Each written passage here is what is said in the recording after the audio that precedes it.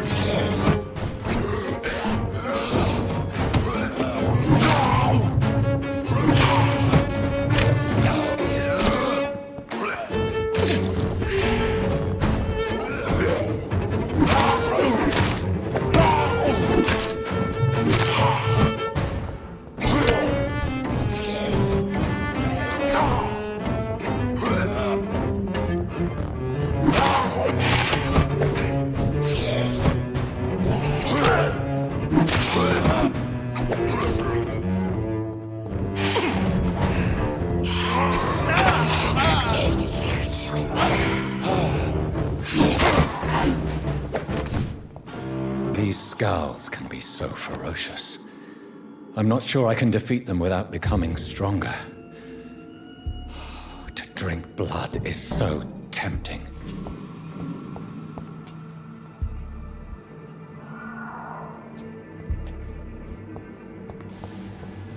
Sodium hypochlorite.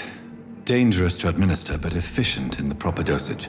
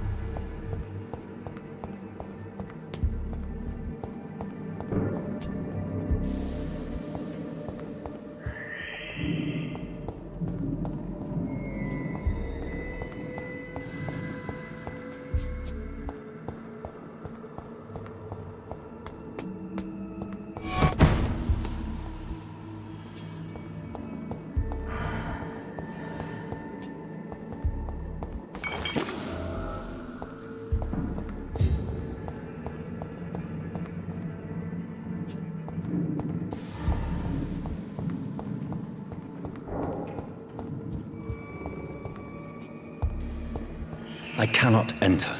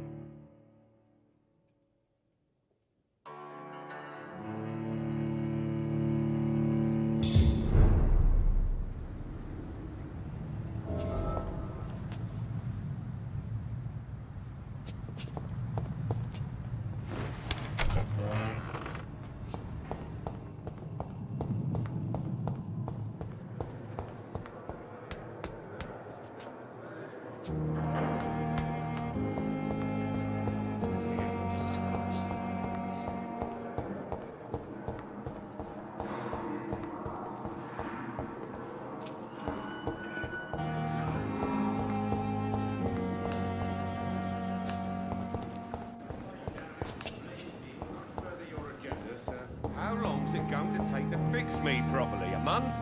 A year? You have the right to disapprove of our methods.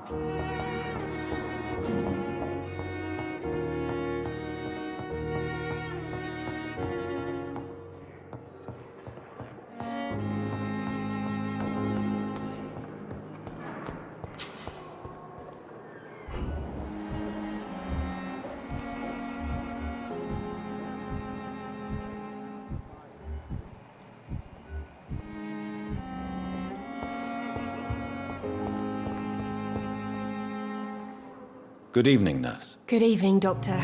I don't think we've been introduced yet. My name is Pippa Hawkins. And I'm Dr. Jonathan Reid.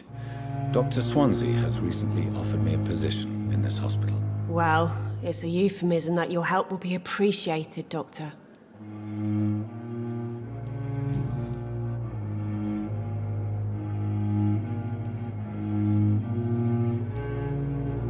How would you describe the situation at the Pembroke Hospital? It's serious. The flu is wreaking havoc amongst the staff and patients. We are running out of everything.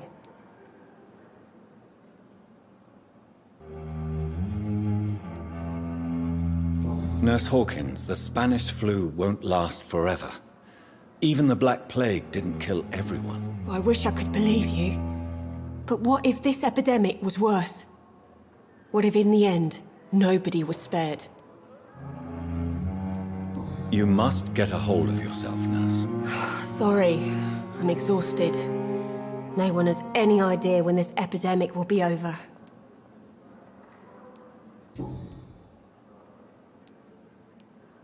How long have you been a nurse? Well, long enough to see that the epidemic is winning. And no matter how qualified you are, don't tell me you'll change that.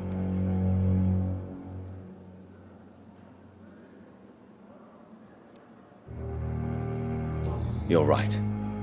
When dealing with such a terrible disease, one must remain humble. But that doesn't mean we shouldn't try our best. Sorry, Doctor. I don't want to sound bitter, but I'm just too tired to give a pep talk like Nurse Brannigan. How is the Pembroke staff coping with the epidemic? Well, not well. Milton, the ambulance driver, is even more grumpy than usual, especially concerning doctors.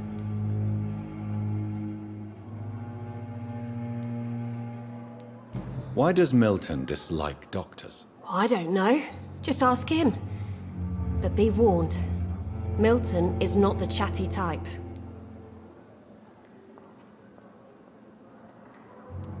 Why is Milton grumpy on a daily basis? Is it just an act? Milton's not the kind of man who's bothered about a bad reputation, whether he deserved it or not.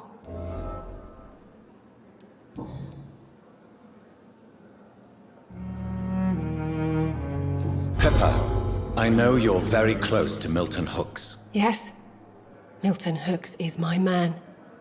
If you want to report me for that, just feel free, Doctor. I have no intention of reporting you, Nurse Hawkins. But are you aware of the risks? The rules say I won't be allowed to work as a nurse anymore. But here at the Pembroke, we break rules all the time. Is he worth the risk? Hey, I'm no perfect woman, and Milton is not the finest bloke. But we do our best to get by. That's all any of us can hope for nowadays.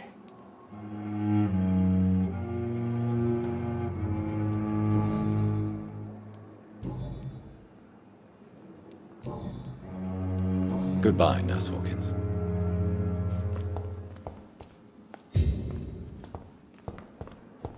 It's locked.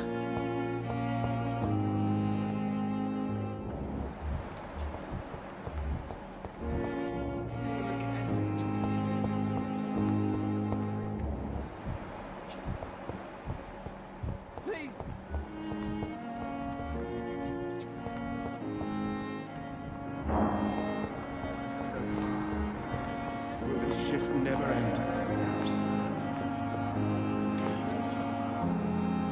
Good evening, Doctor. I believe we're going to be working together. Dr. Reid. Dr. Swansea informed us of your arrival, but I could not dare to believe we'd have such good fortune. Such an honor, sir. Thank you. And you are? I am Thoreau Strickland, Dr. Thoreau Strickland. I'm a great admirer of your work, Dr. Reid.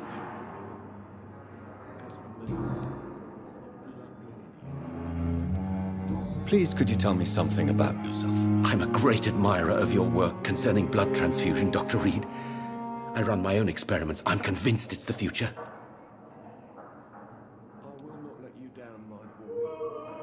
What made you choose to be a doctor? I'm not ashamed to admit you and your work have inspired me.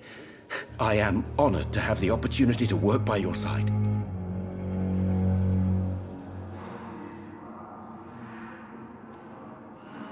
It's always a pleasure to share scientific and medical knowledge with someone eager to learn. I'll be glad to help you if I can. This epidemic may be the century's most terrible disaster, but I'm convinced that we, as doctors, are the only ones able to defeat it. I based my technique on my mentor's research. He helped me perfect my method. What is yours? I'd rather not talk about it. For now, it's just theories and first approach. My process is purely experimental and unsuccessful. As long as you're cautious and methodical, you may remain empty.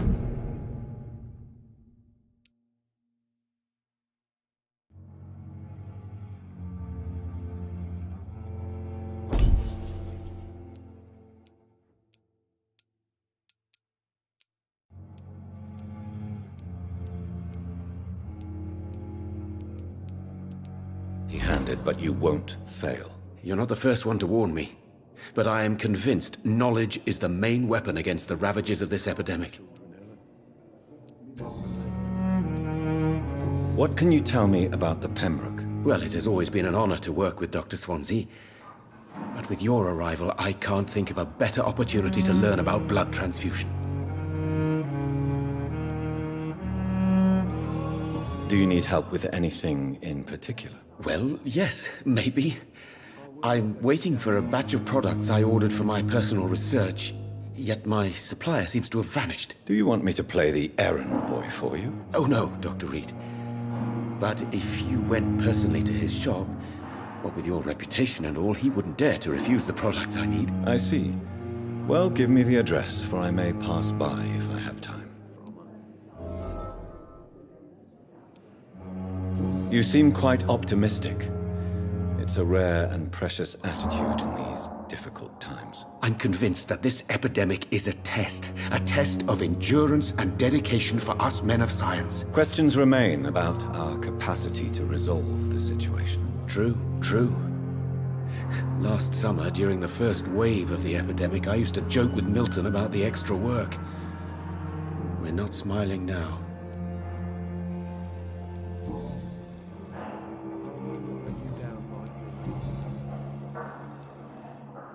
Tell me more about your willingness to experiment with new medical techniques. Harvey Fiddick is a patient suffering from a severe injury that could cripple him if not treated correctly. I'm convinced your blood transfusion technique could help him. What is it you really want?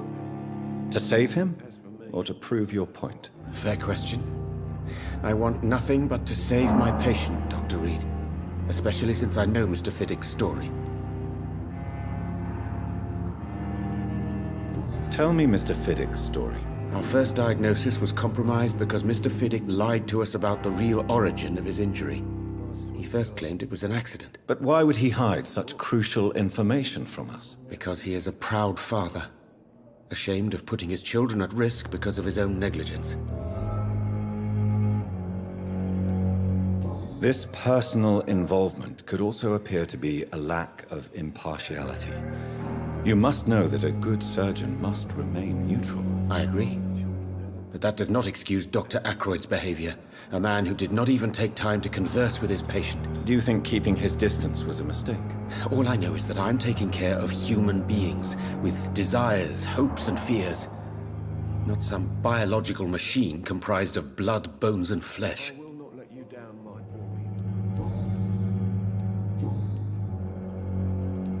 Goodbye, Dr. Strickland.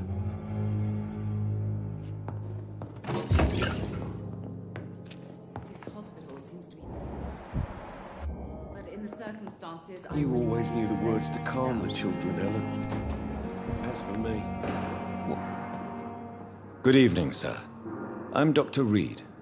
May I help you? I don't know if a third opinion is needed. Your colleagues are already arguing about my condition. I see. Would you mind telling me more about your situation? I'm Harvey Fiddick. All I want is to get me bloody arm fixed properly.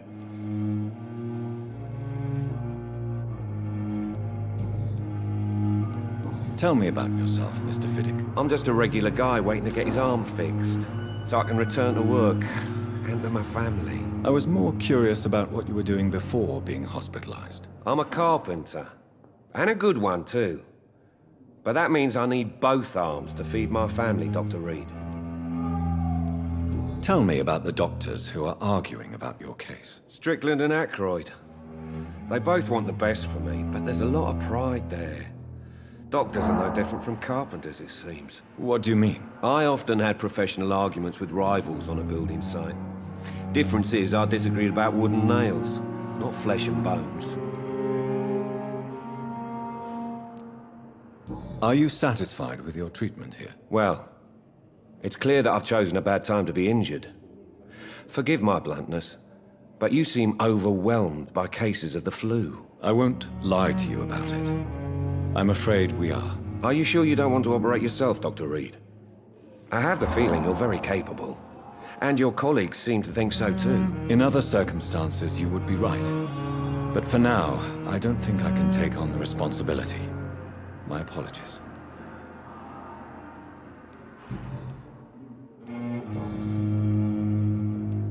Tell me about your injury, Harvey. Why do you feel so guilty about it? My wife died because of me. And now I may lose everything because I've been careless enough to hurt myself. What an arsehole. How could your job be responsible for your wife's death? I was working a double. She went out to bring me a hot meal and got caught in a German bomb raid. You can't hold yourself responsible for your injury, Mr. Fiddick.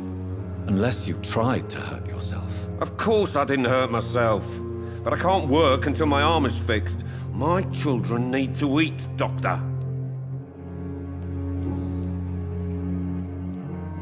Tell me more about the death of your wife, Harvey. 1915. I was in the army. Building workshops for the Royal Flying Corps. Helen was happy I wasn't sent to the front. What happened? The Germans sent Zeppelins to bomb the construction site, but they missed their target. My wife was bringing my dinner when the bombs fell.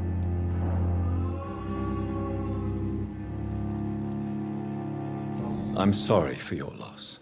So many died during the bombings. I served in France and witnessed the carnage there. I would like to say that she didn't suffer. Truth is, I have no idea. I just know that I'm all that me kids have. Poor little bleeders. How are your children after losing their mother? They were smaller then. The only good thing about this is my Helen didn't bring them with her that night.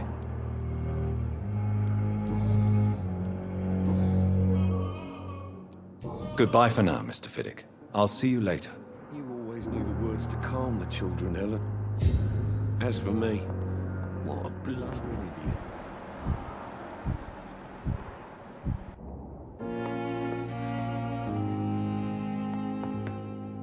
Finally, you've returned, Doctor. Did you find anything of value? Yes, nurse. You've worked your first miracle, Doctor. Now, this patient here needs immediate treatment. Duty calls? When the storm has passed, I'll show you how to mix the remedy yourself with the same basic ingredients. Many thanks, Doctor. When you've finished, you ought to report to Dr. Swansea in his office. He's been looking for you. Seemed pressing.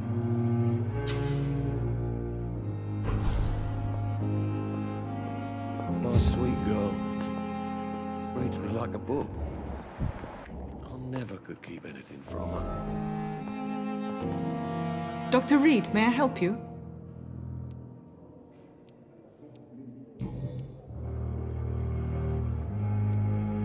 Well, Dr. Swansea certainly has confidence in your abilities. Are you in charge of the nursing staff? Not in an official capacity, But the Pembroke doesn't always work above board, so to speak.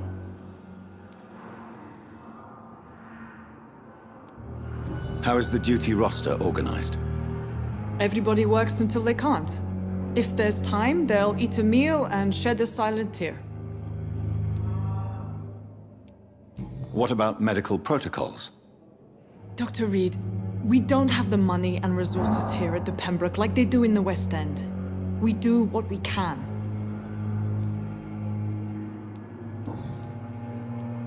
For how long have you been working here, Nurse Crane?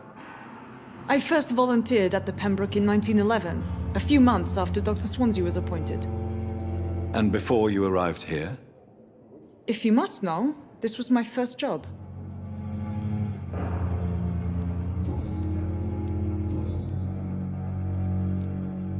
What can you tell me about the epidemic, Nurse Crane? I've been out of touch since I've come back to England. Everyday folk don't know how bad it is. The papers certainly won't tell them. Not as long as the war is raging on, anyway. News on the front stated that the Spanish flu was under control, at least in Britain. It seemed to be for a while, but that was only last summer. It returned with a vengeance just over a month ago. What can you tell me about our patients here at Pembroke? This hospital was founded to help the East End poor and needy. But since the war and the quarantine, we've had all manner of folk. Can you be more specific? Well, veterans, the elderly, dock workers. We even have a few mental patients. If there's space, we take them. I'll see you later, Nurse Crane. I will not let you down, my boy.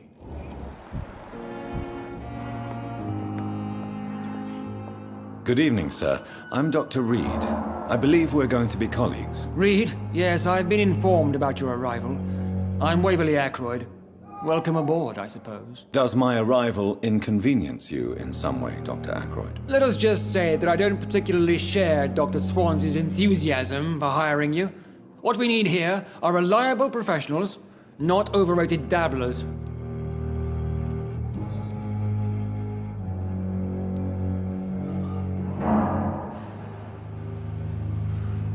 If you have a problem with me, Dr. Ackroyd, please feel free to tell me. Dr. Swansea has imposed your presence on this hospital without asking anyone's advice.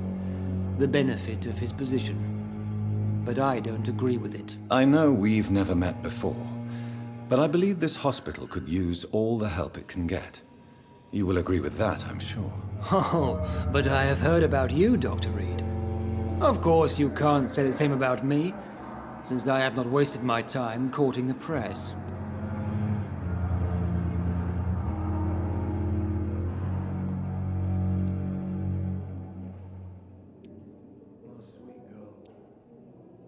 Aren't you too old for such jealousy? It really won't do you any good, you know. Don't be ridiculous, Dr. Reid. A simple glance is enough for me to know you have nothing for me to envy. Tell me, Waverly, what do you think of Dr. Strickland's enthusiasm for his experimental research? Strickland is playing with his patients' lives for pride and glory. Now that, sir, is unethical. Are you thinking about something in particular? Harvey Fiddick needs delicate surgery. I believe we should stick to the usual procedure, but my young colleague obviously disagrees.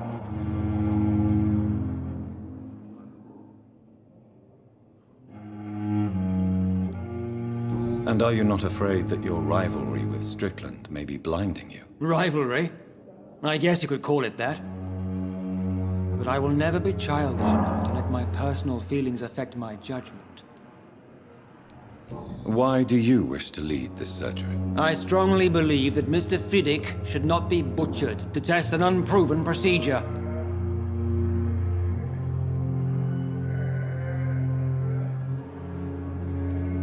If you are going to lead this surgery, I'm trusting you to assume the consequences of your actions, whatever the result. I'm not the kind of man who runs away from his responsibilities, Dr. Reid. There is no need for you to be looking over my shoulder. Since your tenure in this hospital is longer than mine, Perhaps you can tell me more about this place. Let's just say I'm tired of the carelessness around me. I have always respected the skills of Dr. Swansea, but over time his enthusiasm has become displaced. Carelessness? Exactly what are you talking about? We're here to save lives. The people who trust us are not volunteering for experimentation. They're here to be healed. I don't intend to run any radical experiments, Doctor. Even if I, as any good practitioner should, express an interest in pushing the boundaries of medical research. Modern medical methods were created through audacity and ego. But there are rules in our line of work, and they're here to protect our patients.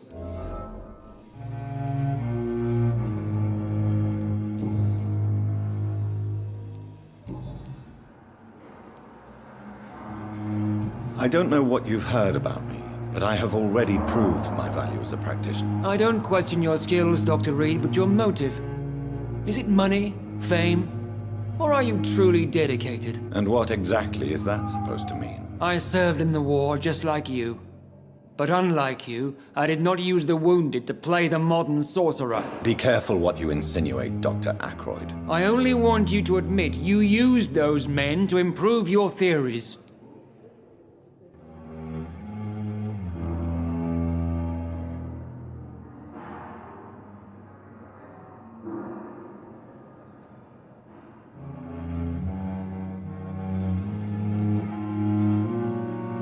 This is ridiculous. My blood transfusion technique saved many lives, and you know it. You see? That is exactly what I hate about people like you. You avoid this kind of accusation instead of facing reality. It seems you have bad memories of your military service. I refuse to see this industrial slaughter as scientific progress. War only reveals the worst in men. We can at least agree on something, Dr. Ackroyd.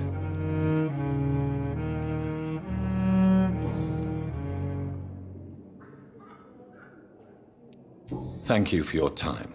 We'll talk later.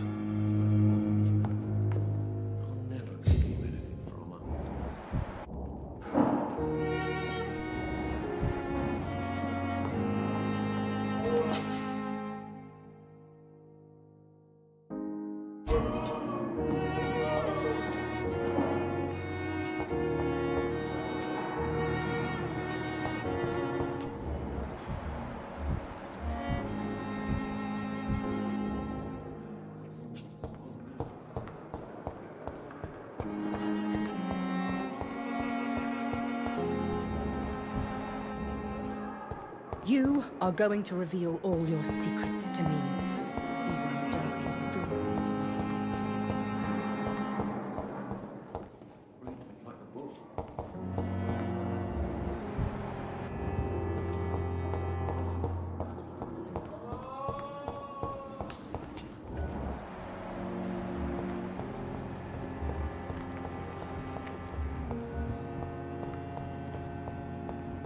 Thelma Howcroft said she was being watched by vampire hunters. Where are they hiding? I should investigate. Good evening. I'm Dr. Reid. Always a pleasure to meet a colleague, sir. Especially when he was supposedly dead. A colleague? Are you a doctor too? Not anymore, sir. I used to be Dr. Rakesh Chadana. Now, I'm just Mr. Chadana, pawnbroker and humble guardian of this morgue. What do you mean, you used to be a doctor? Was your license revoked? No, sir. It is just that I like to be precise. I run a little pawn shop while taking care of the dead. But I used to be a real doctor.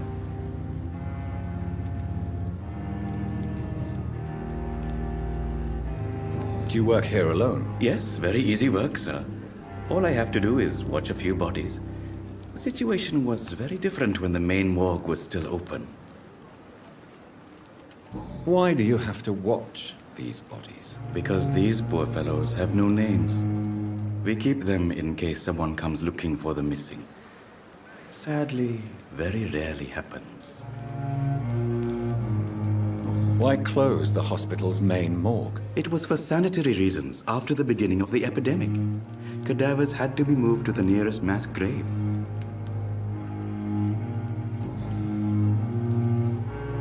Are you afraid, or uneasy being surrounded by so many corpses? Why should I?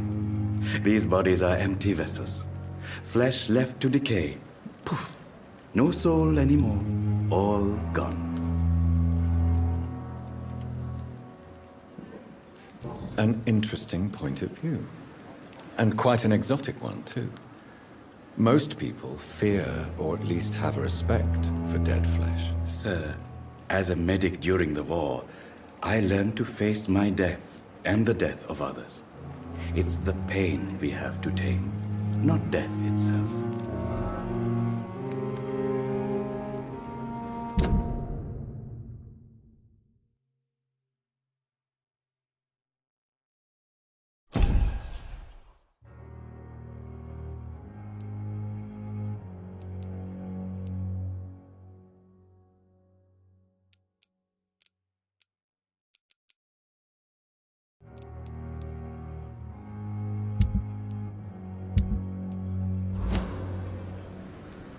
How did you get this job? After I left the army, I worked as an undertaker down by the docks. A dangerous place with many an unpleasant business there. Milton Hooks helped me get a job here.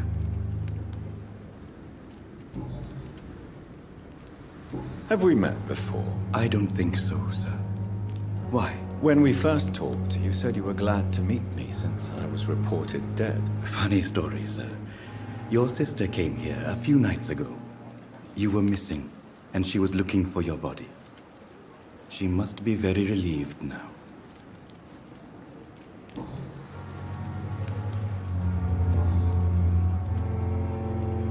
Since you're not afraid of dying, do you believe in life after death, Rakesh? No. I believe we must do all the good we can while alive. For our time is short, and the obstacles are endless. Do you think you would enjoy immortality as a concept? I don't think so. Don't mistake me. I love life, and I'd like to live a long life. But everything has to decay, sir. Even goodwill.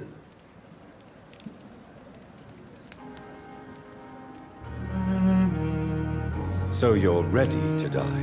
No, I'm not. I don't fear death, for I won't see it.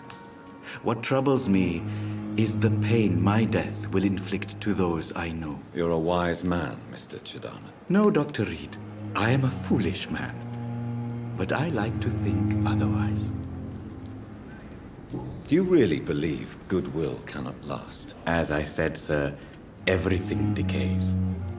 If I was to never die, goodness, I would be bored or worse. And I like to be helpful, sir. Quite depressing, wouldn't you say? Yes, but the good news is we'll all die before losing our humanity, sir. A pawnbroker? I expect you get all types of people here. Yes, sir. All kind of people. For I sell all kind of goods. Who comes here to trade with you? It's very unhygienic, even unsafe. Diseases can spread. For the customers, for the hospital. I'm very cautious, sir. I've been a doctor, remember? And all my clients are good people. In fact, I think I only know good people. What kind of goods? With the quarantine, it's not always easy to buy things. So I trade, I exchange. Some people sell, some others buy. I like to help.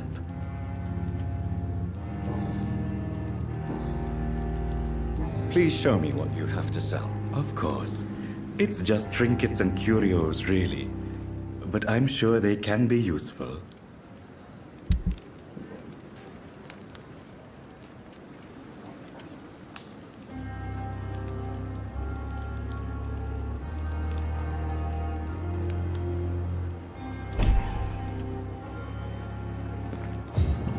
It's locked, all right.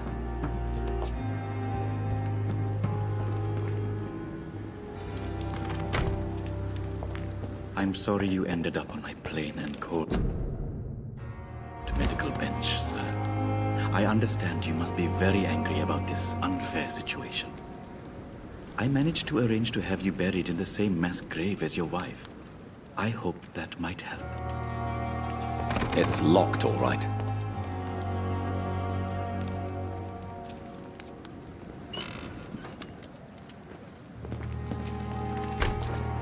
It's locked.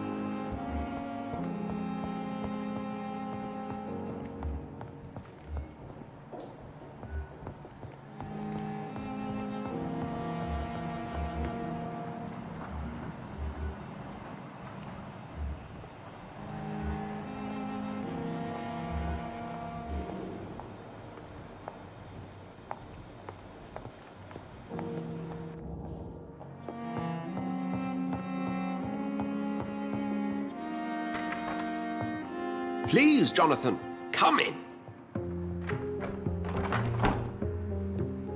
Fascinating, is it not? In the last decade, so many mysteries have been brought to light with our microscopes. The human body, biology's penultimate frontier. The more we explore its boundaries, the less we're able to trace a clear line between life and death. You, my friend, have a foot in both countries. The view must be vertiginous. It's at least as vertiginous as chatting about vampires with you, I would say. This must be all so new to you. This area of town, the hospital, a brand new life. How stimulating it must be. I wish I could share your enthusiasm, Dr. Swansea, but my condition defies scientific categorization. Undead? Unalive? Immortality defies logic. I cannot express my thrill at this serendipitous turn of events. The world's most eminent specialist in blood transfusions, a vampire. One might say a gift from heaven.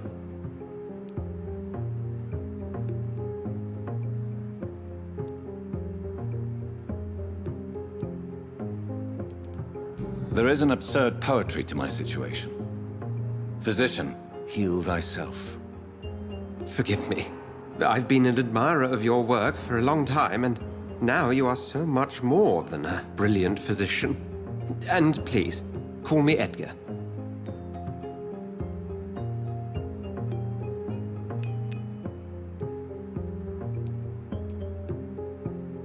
There is no need to apologize, Edgar. You offered me sanctuary when I had none. Very well. I have a task for you, Jonathan. Something that will require all your newfound skills. Please, go on. The Pembroke only survives through the generosity of our benefactors. Unfortunately, our main donor has found herself in a bit of a bind. Now, if you could help her out... A spokesman or politician is what you need. That's not my calling. And until I come to understand what has happened to me, I require discretion. Discretion is in order, Jonathan. Lady Ashbury has recently received rather indelicate correspondence that, if revealed, would jeopardize her position. And you would like me to eradicate this threat? By the stole, of course not. I would just like you to pay her a visit. Her ladyship is certainly near the tents outside, tending the sick. You can't miss her. Look for someone impossibly delicate. Accepted. I'll see what kind of trouble Lady Ashbury is in.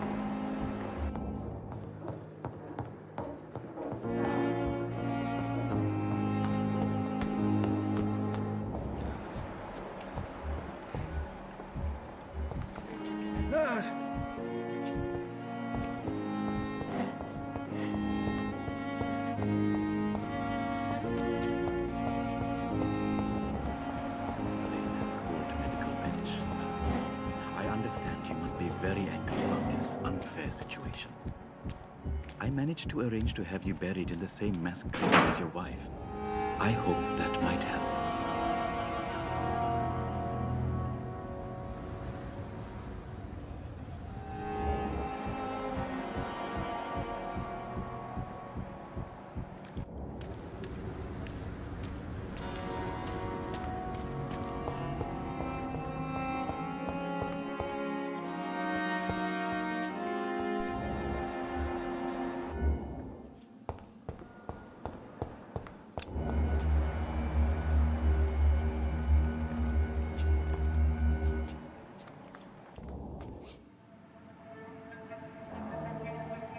You don't mind if I search your pockets, do you, sir?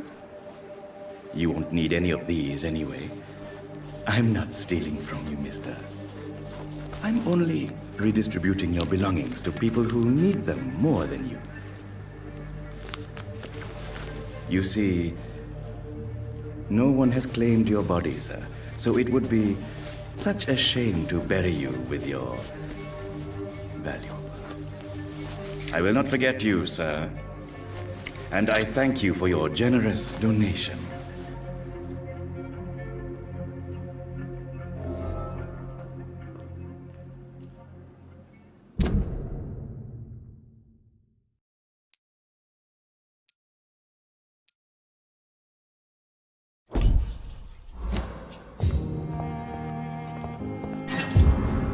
It's locked.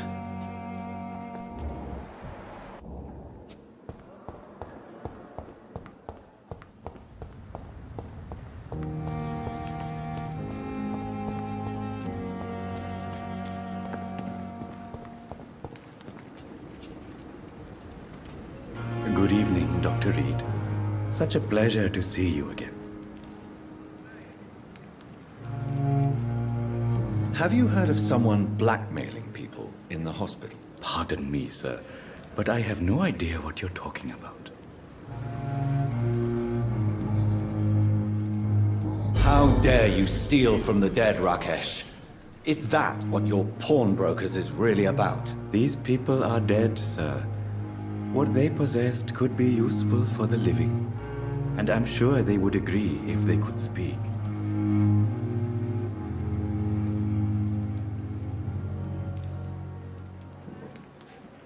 You should show respect for the dead. What about their loved ones who may treasure these items you sell? The bodies I watch over are the unwanted and undesired, sir. I would never deprive anyone of their family artifacts.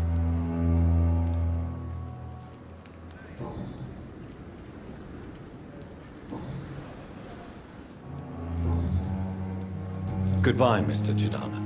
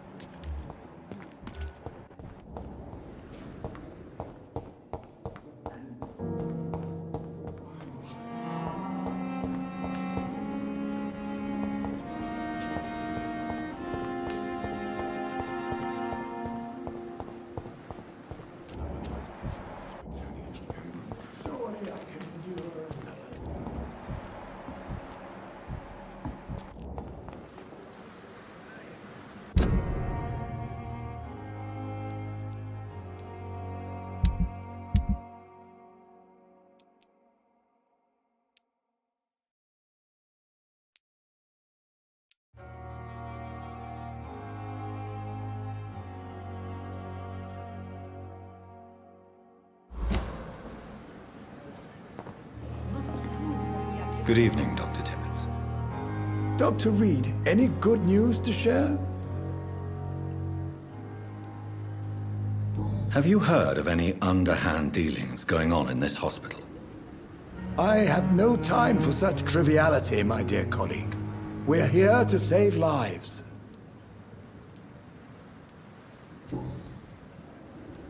Corcoran, I want you to tell me about Mr. Connor. How did he die? What happened? He was my patient. He died because of my mistake. That's the blunt truth.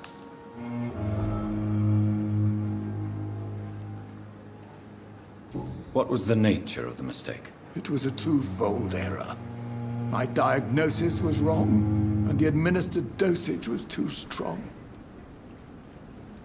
Who was this patient? I don't know.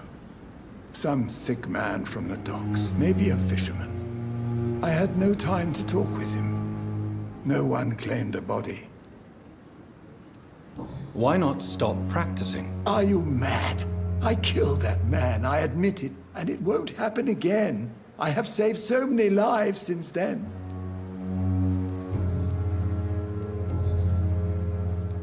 Goodbye, Dr. Tibbets.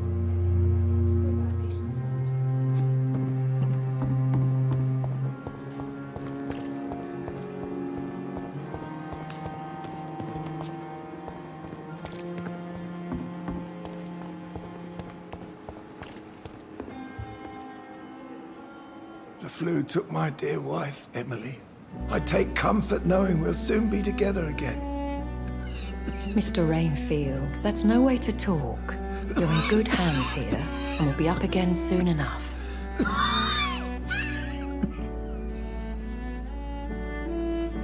Now do me a kindness and get some sleep. I'll be back round later. Your words are kind, the blessings of an angel. You're the sweet, sweet Lady of Mercy.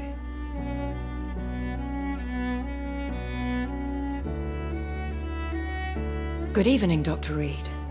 It's a pleasure to see you again. You seem surprised. Dr. Swansea has brought me up to speed concerning your recent appointment to Pembroke Hospital. You're a the lady who saved me that night, before vanishing into thin air. I remember you from the pub with Dr. Swansea. Indeed. Allow me to introduce myself formally this time. My name is Lady Ashbury. I remember you well, in spite of the brevity of our encounter.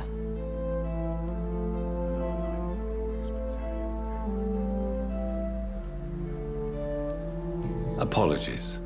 You've taken me by surprise. I'm very happy to see you. The pleasure is mine, Doctor. I hope you're more disposed to answer my questions now. You must have countless questions, but our rather urgent matter first. Swansea has explained. My cover, if you prefer, has been compromised.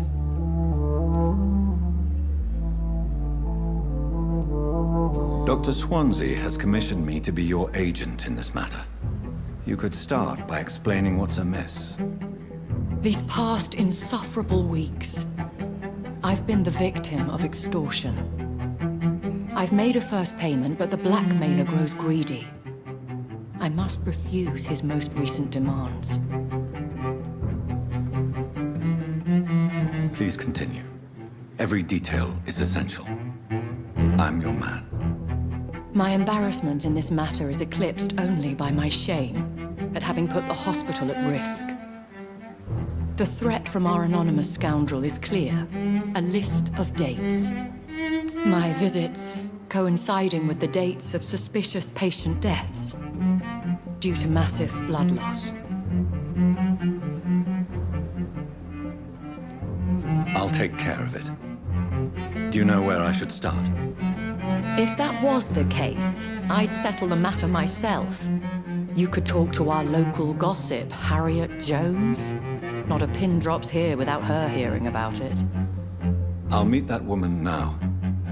My life, as others know, is in your hands, Dr. Reid. I'm sure of your discretion, but I do fear your powers of persuasion will be put to the test. When this is resolved, I'll be your obligé. I'll answer all questions in regards of your condition.